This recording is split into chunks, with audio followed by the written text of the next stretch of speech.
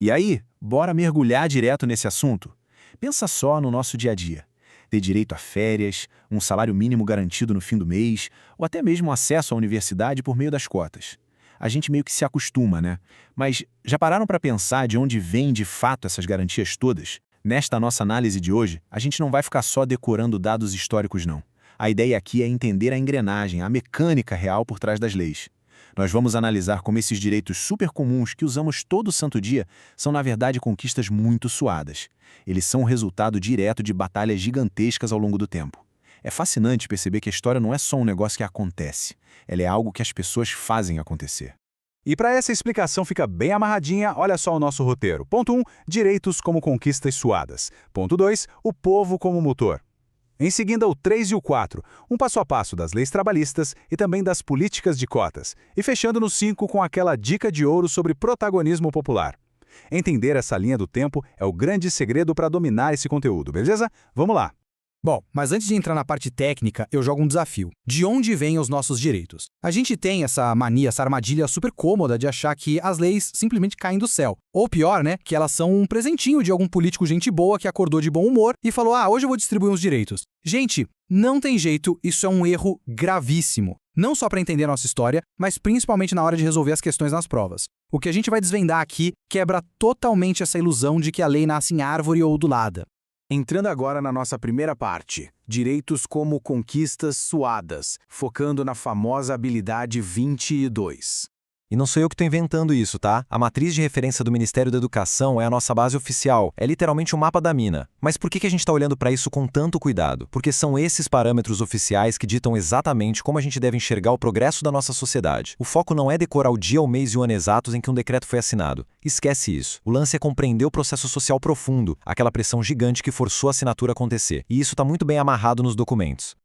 O que eu acho mais interessante aqui é a redação exata da habilidade 22. Presta muita atenção nessas palavras. Analisar as lutas sociais e conquistas obtidas no que se refere às mudanças nas legislações ou nas políticas públicas. Percebeu a estrutura? O próprio texto oficial conecta de um jeito que não dá para separar a luta social com a mudança na legislação. Ou seja, não existe lei nova ou política pública sem uma briga antes. É uma relação direta de causa e efeito pura e simples. O que nos leva à nossa segunda parte. O povo como motor, que é a analogia essencial para tudo isso fazer sentido na nossa cabeça. Bora tirar isso do campo da teoria chata e colocar numa imagem visual impossível de esquecer. De um lado a gente tem o Estado, certo? O governo, as instituições, a política. Imagina o Estado como um veículo gigantesco, daquelas carretas absurdamente pesadas. Pela lei da inércia mesmo, um veículo parado não vai a lugar nenhum sozinho. Ele existe. Ele precisa de uma força externa monumental para sair do lugar. Do outro lado, a gente tem o povo, a sociedade. O povo é um motor. É a luta social, as greves, os protestos na rua, as exigências. Tudo isso fornece a combustão. É essa energia social que faz as engrenagens do Estado finalmente girarem, o veículo andar e aí sim se materializar numa lei lá na frente. Sem essa combustão popular, a máquina do Estado fica lá parada. Guardem bem essa imagem no motor. E para provar que esse motor funciona de verdade, na prática, vamos para a parte 3, o passo a passo das leis trabalhistas. Vamos destrinchar como isso se constrói historicamente. Passo 1. O contexto. Imagina a época da industrialização pesada e da urbanização acelerada lá atrás. As cidades cresciam rápido, as indústrias estavam prosperando horrores, mas o cenário para o operário era de uma desigualdade brutal. A gente está falando de fábricas insalubres, jornadas exaustivas de trabalho, zero garantias. Passo 2. Entra o motor. A classe trabalhadora, os assalariados, não ficaram sentados aceitando isso passivamente. A galera se organizou, começaram as associações, as greves gerais, muita pressão nas ruas. A faísca bateu no combustível. E aí chegamos no passo 3, a lei. Pressionado pelo risco de colapso do sistema e pela força da rua, o Estado teve que se mover. O resultado foi botar esses direitos sociais e trabalhistas no papel, na Constituição. De novo, não foi favorzinho, foi o produto final de uma briga enorme. E o mais fascinante é que esse padrão não é coisa do passado, ele se repete. Vamos então para a parte 4, passo a passo das cotas e políticas afirmativas. Aqui a gente vê exatamente a mesma mecânica operando. Passo 1. O contexto. Partimos daquele legado histórico muito doloroso da nossa sociedade. Uma exclusão prolongada e marginalização de vários grupos, criando um abismo gigante de acesso à universidade e bons empregos. Passo 2. O motor ligado novamente. Movimentos negros, organizações de direitos civis, eles assumem a linha de frente. Eles articulam demandas, botam o debate na roda nacional, marcham e exigem reparação histórica. É a pressão social esquentando o motor. E o passo 3, a lei. Com o veículo estatal forçado a responder a essa exigência, temos a aprovação das políticas afirmativas e das leis de cotas. Mais uma política pública transformadora que, percebam bem, nasce do atrito e da mobilização da sociedade civil.